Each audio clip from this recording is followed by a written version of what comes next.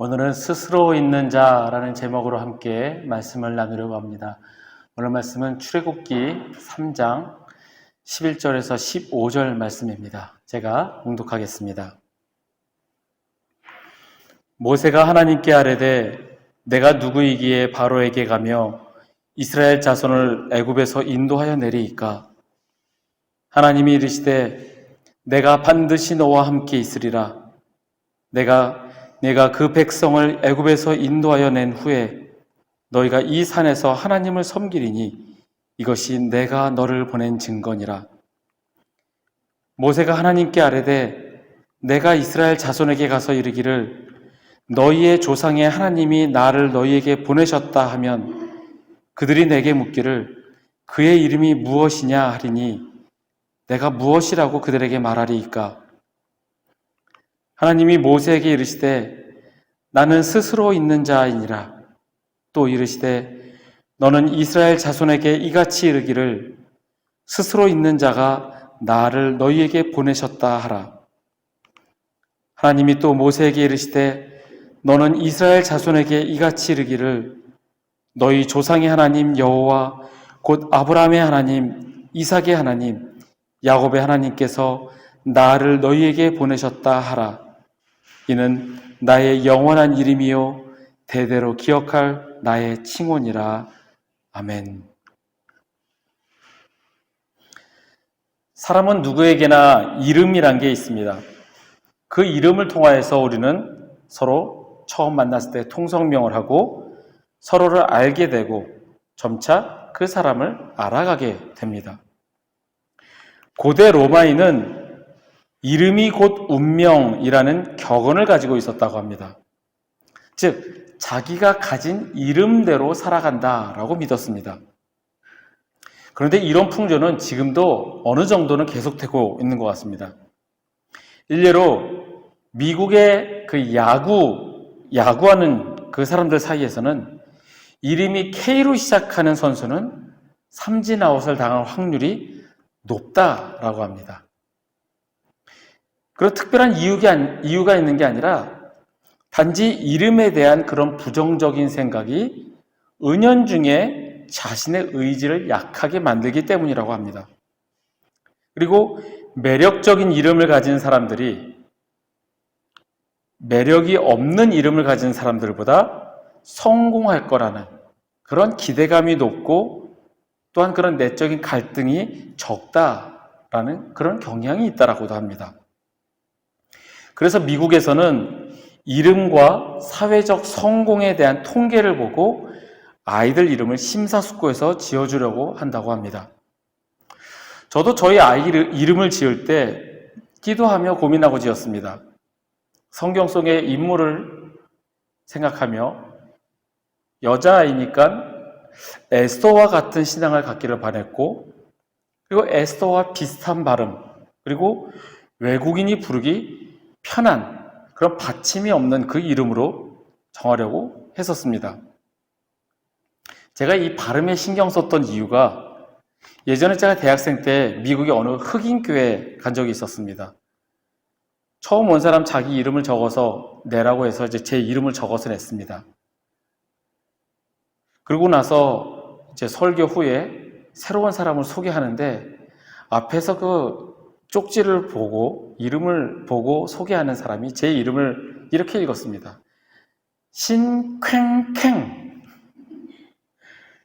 뭐 제 이름이 앞으로 해서 강신광 뭐 이상하지 않을 수 있지만 성이 뒤로 가는 미국식 이름으로 부르다 보니 신광강이 아니라 신쾌쾌으로 읽었습니다. 앞에 있는 사람이 그렇게 읽으니 여기저기서 키득키득 웃는 소리가 막 들리기 시작을 했습니다. 제가 얼마나 창피했을까요? 저 창피해서 다시는 그 교회 가지 않았습니다. 어렸을 때 그런 이름들을 보면서도 왜 내 이름은 이럴까라는 생각도 해본 적이 있습니다. 여러분은 여러분의 이름에 대해서 만족하십니까? 내가 선택한 이름이 아니라 부모님 혹은 조부모님이 지어주신 그 이름에 만족하시는지, 그리고 그 이름대로 살아가고 있다라고 생각하시는지 모르겠습니다. 저는 저에게 아버지께서 두 번째로 지어주신 이름 다윗이라는 이름이 너무나 마음에 들고 다윗처럼 살아가기를 저는 바라고 그렇게 기도하며 있습니다. 이 이름이라는 게 이처럼 정체성을 부여해주는 중요한 요소가 됩니다. 특히 자기 이름을 자기가 스스로 지었거나 자기 이름이 마음에 안 들어서 자기가 개명해서 그 이름을 자기가 선택한 그 사람들에게는 특별하게 더 그 자신을 나타내는 호칭입니다. 오늘 본문을 보시면 오늘 본문은 아주 유명한 장면입니다. 하나님께서 이스라엘의 지도자, 영도자 모세를 부르시는 장면입니다. 또한 하나님께서 친히 당신의 이름을 밝히시는 장면이 나옵니다. 그래서 오늘 말씀의 제목을 하나님의 이름, 스스로 있는 자라고 하게 되었습니다. 함께 말씀을 나누며 깨닫고 그 말씀을 내 마음에 받아들이고 말씀대로 살아가고자 다짐하시는 저와 여러분이 되시기를 간절히 바랍니다. 출애굽기는 이스라엘 자손이 애굽에 건너온 지 약 400여 년이 흐른 때부터 시작이 됩니다.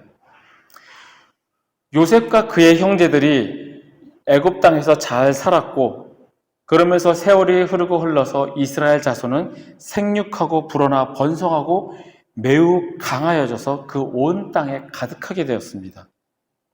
이스라엘 자손이 번성하자 위협을 느낀 바로는 이집트의 파라오죠. 파라오는 그들의 씨를 말리려고 합니다. 그런 와중에 그때에 모세가 태어나게 되고 때가 되어서 하나님께서는 직접 이스라엘 백성을 위해 모세를 택하셔서 구원의 역사를 하시기 시작을 합니다. 모세를 그들의 지도자로 세우시고 그를 부르시는 장면이 그 험하고 헝한 광야에서 부르시는 장면이 오늘의 본문입니다. 하나님께서 모세를 부르실 때 모세는 하나님께 묻습니다. 자신의 동족이 누가 보냈느냐? 그의 이름이 무엇이냐? 하면 내가 무엇이라 대답하리이까? 그때 하나님의 대답은 나는 스스로 있는 자이니라 입니다. 처음으로 하나님께서 당신의 이름을 직접 밝히시는 장면입니다. 스스로 있는 자, 영어로 I am who I am. 여러분이 이 이름을 들으실 때 어떤 느낌을 받으십니까? 스스로 있는 자. 우리 인간은 하나님의 허락하심이 없으면 단 한순간도 숨 쉴 수 없고 한 걸음도 걸을 수 없는 미약한 존재입니다. 즉 내 힘으로 스스로 설 수 없는, 살 수 없는 그런 존재입니다. 하지만 하나님께서는 스스로 있는 자, 스스로 존재하시는 자입니다. 아마 자아의식이 강한 사람, 하나님을 인정하지 않는 사람은 이 하나님의 이름이 달갑지 않을 수 있습니다. 스스로 존재한다고 얼마나 잘났길래, 능력이 얼마나 대단하길래 라면서 비웃을 수 있을 겁니다. 하지만 하나님을 인정하고 하나님께서 이 세상 모든 것을 창조하시고 나까지도 지으셨음을 믿고 인정한다면 하나님의 이 이름을 받아들이지 않을 수 없습니다. 우리를 생각해 보면 나는 스스로 존재할 수 없습니다. 우선 상식적으로, 과학적으로 살펴봤을 때 나는 부모님이 계셨기 때문에 존재할 수 있습니다. 부모님이 결혼하심으로 말미암아 내가 태어날 수 있었고 부모님이 없었다면 나라는 존재는 있을 수 없었습니다. 우리의 부모님 역시 그들의 부모님인 할아버지, 할머니로 말미암아 태어났습니다. 그렇게 위로 올라가다 보면 성경에 나오는 아담과 하와가 나오게 되고 그 아담과 하와는 하나님이 흙으로 빚어서 생기를 불어 넣으심으로 말미암아 이 세상에 설 수 있게 되었습니다. 즉, 우리 인간이 존재할 수 있게 된 그 모든 근원은 하나님의 창조하심이라는 겁니다. 이렇게 우리는 나 스스로 태어날 수 없고 나 스스로 존재할 수 없는 그런 존재이지만 하나님께서는 스스로 존재하시는, 스스로 있는 자라는 이야기입니다. 그런 하나님, 세상을 창조하시고 나를 이 땅에 있게 하시고 모든 것을 만드신 그런 하나님을 우리는 인정해야 한다는 겁니다. 내가 그리스도인으로서 살아가려면 그런 하나님을 인정해야 한다는 겁니다. 제가 이 인정한다는 말이 내가 우위에 서서 누군가를 받아들인다는 뜻이 아니라 진정 하나님이 살아계심을, 하나님의 전지전능하심을 믿는다라는 말입니다. 하나님을 인정한다는 것은 세상 모든 일을 통치하시고 이 모든 일이 하나님의 주관하에 있다라는 것을 믿는다라는 겁니다. 그 사실을 믿기에 우리는 하나님의 하시는 그 모든 일에 범사에 감사하고 순종해야 할 수밖에 없는 존재라는 겁니다. 왜 내가 하는 일마다 이렇게 안 되지? 난 왜 이렇게 재수가 없지? 그런 생각을 할 게 아니라 나의 일상생활을 포함해서 모든 것이 하나님의 통치 아래에 있음을 믿는 것이 바로 하나님을 인정한다는 겁니다. 여러분과 제가 하나님을 인정하시기를 바랍니다. 지금 이 모든 일이 나에게 맡겨진 일, 나의 실생활 모든 일 가운데 이 모든 일들은 하나님께서 허락하셨기 때문에 되는 것이고 하나님이 주관하심을 우리는 믿는다면 우리는 하나님을 인정할 수밖에 없다는 겁니다. 그렇기 때문에 범사에 감사란 말이 나올 수밖에 없다는 겁니다. 하나님을 인정하시는 저와 여러분이 되기를 바랍니다. 그러므로 내 실생활 모든 일을 주관하시고 모든 일을 통치하시는 하나님을 믿으시는 저와 여러분이 되기를 바랍니다. 또한 하나님의 이 이름, 스스로 있는 자, 이 이름 속에서 우리는 무엇을 깨달아야 될까요? 이 이름 속에 담겨있는 의미는 하나님의 활동과 섭리입니다. 이 스스로 있는 자라는 이 문장을 히브리어로 정확하게 번역을 한다면 그는 늘 너희를 위해 거기 계시리라 라는 뜻으로 이해할 수 있다는 게 현대학자들의 주장입니다. 오늘 본문 12절의 말씀입니다. 하나님이 이르시되 내가 반드시 너와 함께 있으리라. 아멘. 내가 반드시 너와 함께 있으리라. 하나님이 나와 반드시 함께 하신다라는 것이 바로 하나님의 이름에 담겨져 있는 의미입니다. 과거에도 함께 하셨고 지금도 함께 하시며 앞으로도 늘 우리와 함께 하시는 하나님이시라는 사실입니다.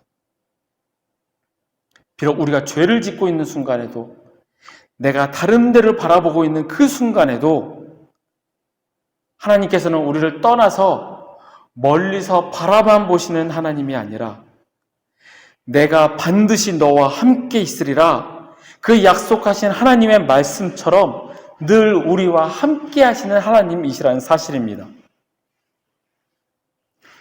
단지 추상적으로 우리와 함께 하시는 하나님, 추상적인 의미가 아니라 실제로 시간과 공간을 초월하여 우리와 함께 하시며 언제나 행동하시는 하나님이시라는 사실입니다.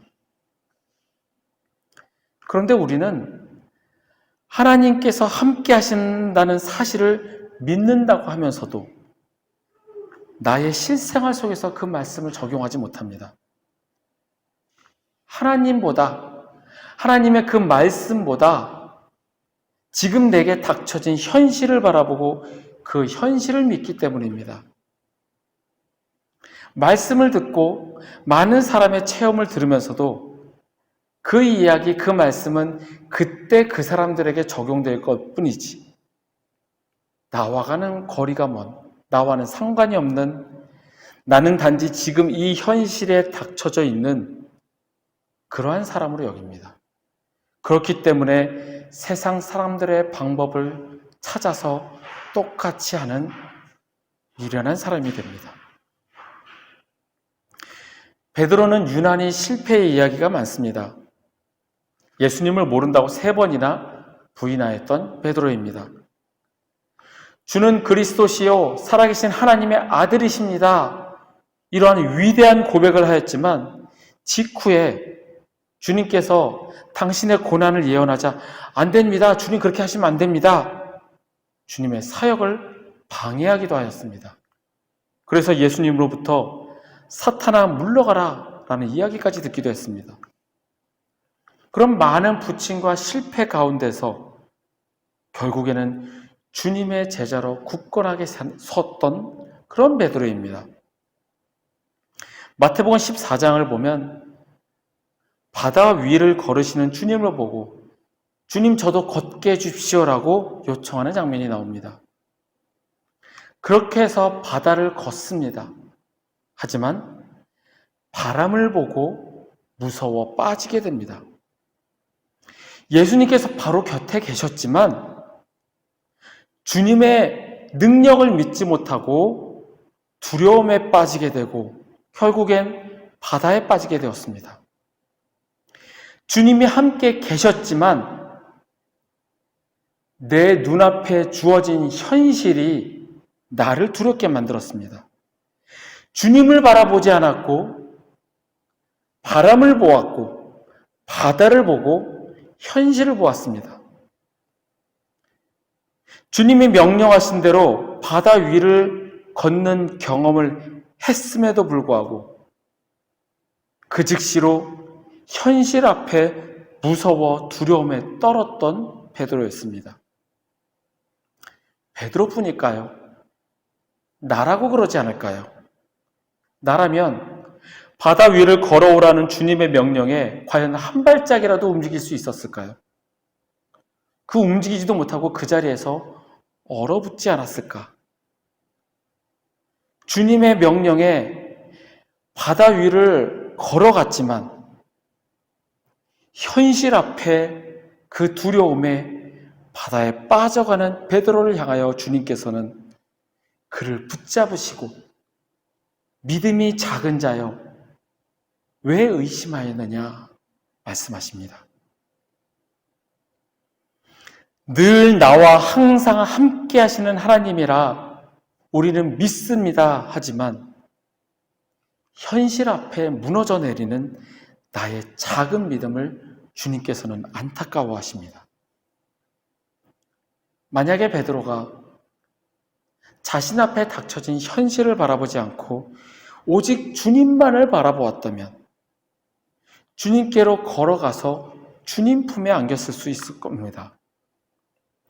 전능하신 하나님을 바라보지 않고 내 앞의 상황과 그 현실을 바라보았기 때문에 넘어진 베드로입니다. 우리도 베드로처럼 그럴 수밖에 없습니다. 지금 당장 내 눈앞에 닥쳐진 상황과 현실이 두려워 주님을 바라보지 않고 그 현실이 두려워서 더 무서움에 떠는 우리가 될 수 있습니다. 그럴 때 우리는 더욱더 주님을 바라보아야 합니다. 더 주님께 의지하고 주님을 신뢰해야 합니다. 주님, 나에게서 떠나지 마시고 내게 돌아오소서, 이것이 나의 기도 제목이 될 것이 아니라 늘 나와 함께 하시는 주님, 어떠한 상황 속에서도 감사하는 마음을 허락하시고 더욱 주님을 의지하게 하소서라는 기도가 우리 속에서 나와야 합니다. 왜냐하면 주님은 절대로 나를 버리지도 떠나지도 않으시기 때문입니다.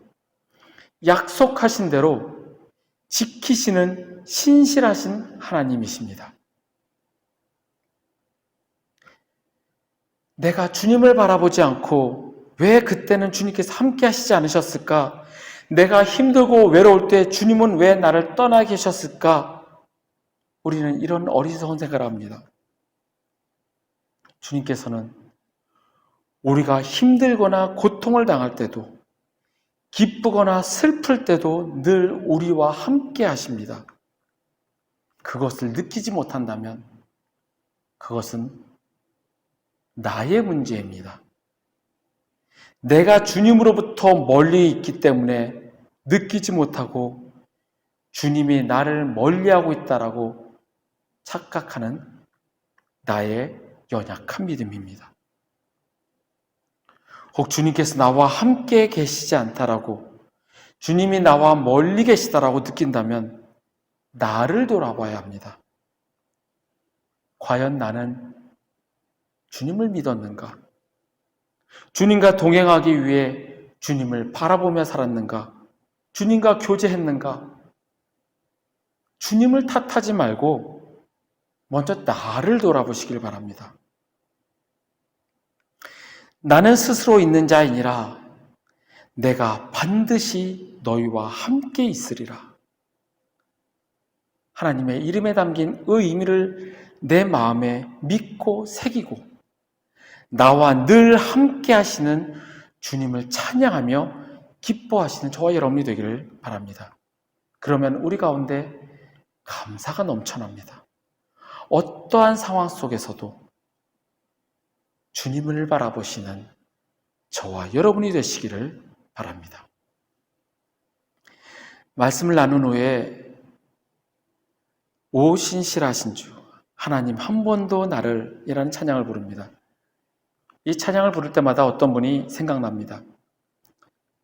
예전에 제가 사우디에 있을 때 찬양 인도를 할 때 이 찬양을 부르고 예배를 드린 후에 어떤 분이 찾아오셨습니다.